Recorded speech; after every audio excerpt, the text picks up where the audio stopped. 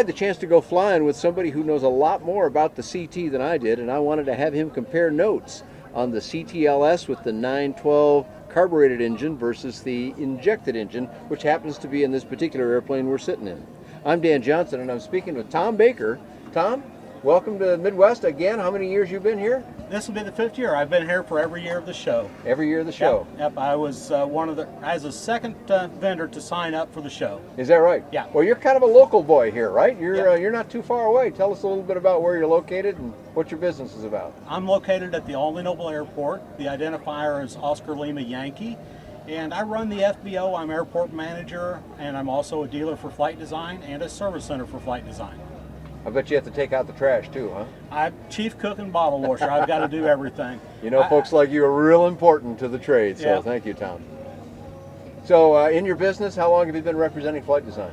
I came on as a dealer in July of 2007. Okay. I had a couple customers that were interested in airplanes, and we started looking, and flight design was the best thing going at the time, and I think they're still the best. Is that right? Yeah. And what's been your experience you've done some flying in the airplanes, I know, because you're pretty experienced. Tell us a little bit about your history with flying. Well, flying, I bought my first airplane in 2007. I flew it for about 350 hours. It was an SW. And then when the new CTLS come out, I switched to the CTLS. And I've got about 350 hours in the CTLS, plus okay. I've flown various customers' airplanes. Okay. So compare a little bit for us. People remember the CTSW. That was a good seller for flight design.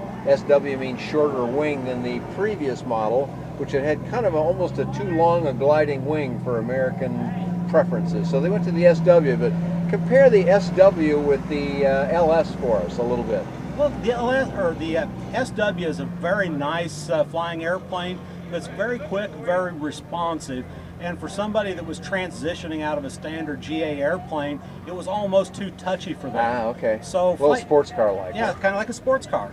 And flight design, they come out with the LS and made it a little less touchy and really made it a nice flying airplane. The SW, I don't want to knock it. It's still a great flying airplane. I enjoy the chance when I get back in and want to fly it, but I really do like the LS. Now, what major changes did they make to the LS that might have caused it to fly a little differently? Well, the major change, when you look at it, you'll notice that the fuselage is a little longer. Okay. They've added a different landing gear, composite landing gear, that makes the landings a little bit better, a little bit less bounce. The longer fuselage made it a little less pitch sensitive, a little less yaw sensitive, and they changed from droop wingtips to a winglet, which enhanced roll control at slow speed. Ah, okay. That's what the purpose of the winglets on the end of the wing are, huh? Yeah. Okay, great. So, and is it a family affair, your business? It very much is. Here at the show today, I have my 15-year-old son here helping me work the booth. My wife is watching the airport at home. Yesterday, while we was here at the show, she was out mowing grass on the airport. So yeah, it's very much a family affair. Well, that's pretty nice when you can get to go to the air show and hang out and try and sell some airplanes, and your wife is willing to mow the grass. Yep, that's very nice. Good for her. And you had your dad out here too earlier, didn't you? Yeah, my dad was here. My dad, probably my inspiration for being in aviation. He was a pilot since before I was born, built a homebuilt back when I was a little kid. Is that right? And he's the one that got me interested in airplanes. So today you had a chance to fly the CTLSi with the fuel-injected 912 IS engine, and you've got a lot of time with the 912 normally aspirated engine in several CTs. How did you tell the difference between the aircraft, both the aircraft and the engine? Well, first off, the aircraft was a little bit new to me. I'm not used to the new 10-inch sky views. I've been flying behind the small 7-inch Dynon D100-120 combination. So I had to get a little bit used to looking at the screens, trying to pick up the information. As far as performance, the numbers I saw were very similar cruise speeds, similar climb. I used the same numbers that I used for flying approaches, same pitch attitudes that I used flying the CTLS compared to the CTLSi.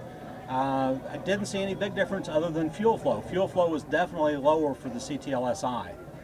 That's going to be a big advantage to the fuel-injected airplane. So you are part of the airport management of the airport you described. Did that start before or after the flight design? It started well before the flight design. Okay. I had the chance to come down and start managing the airport in 1996. So okay. I've been there for 17 years now.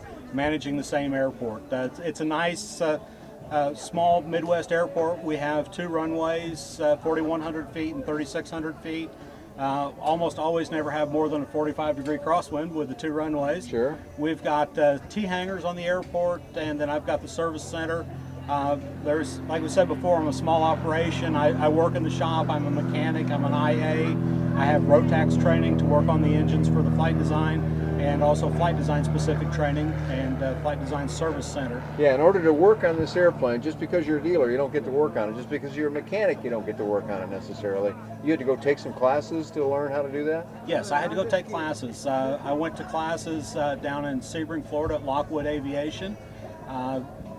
And learned a lot about the airplane. You know, you go in thinking, you know, it's just an airplane, you know, how different can it be? But it's really surprising.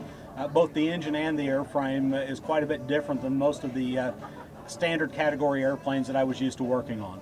So that makes you able to provide those services to the customers that buy your airplanes, or to those that come to you for that service that bought somebody else's. Right, and I have customers that are in both fields. I've got customers that come to me and I work on their airplane that they've bought somewhere else, and I treat everybody the same.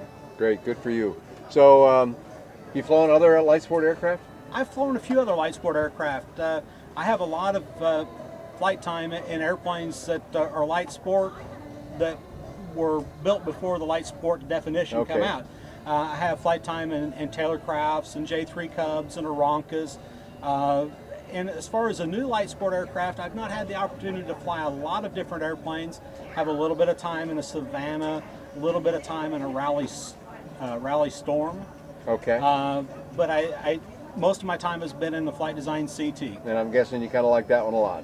That airplane is a wonderful airplane. When I was able to do my demo ride in the airplane, it was not ideal conditions, but for a light airplane to be able to handle 20-knot winds with a 45-degree crosswind, it was quite impressive. Excellent. All right, well, that's a lot of information about your business, which is called? TDB Aviation for the FBO, and CT Sales of Southern Illinois for the aircraft sales part. Okay, you have a website we can send some people to for some more information? Yeah, it's www.flymyct.com. All right. And more information about the Flight Design Factory and the importer to the country, flightdesignusa.com or flightdesign.com. That'll get you to each of those. I've got lots of information about the CT and all the folks that are attached to it, videos and other news at bydanjohnson.com or bydanjohnson.com. Thanks a lot for joining us here at Midwest Expo.